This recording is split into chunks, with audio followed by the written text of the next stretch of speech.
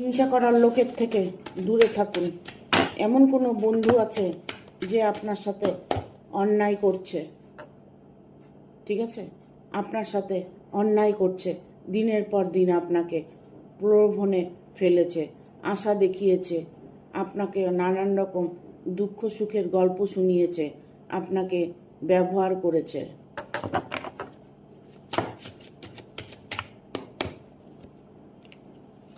তার থেকে আপনি অনেকটাই দূরে থাকুন।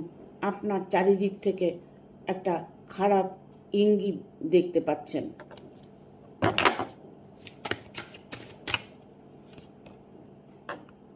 আপনার চারিদিকে যারা আছেন তারা মোটেও ভালো মানুষ নন।